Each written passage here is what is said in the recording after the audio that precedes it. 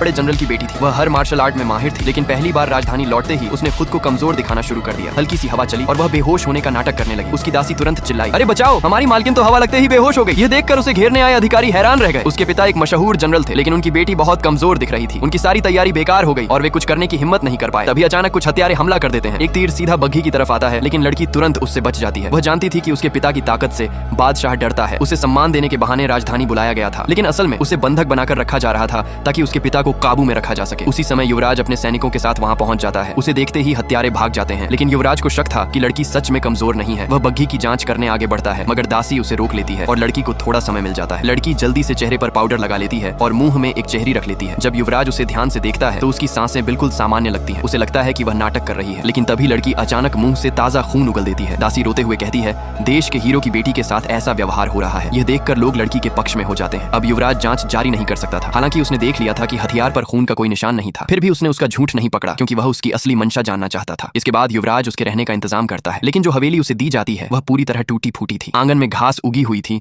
और वहां रहना मुश्किल था। अंदर जाते ही दासी डर के मारे चीख उठी। जमीन पर पड़ा एक टूटा हुआ बोर्ड साफ दिखा रहा था। उस पर सिर्फ एक शब्द लिखा था,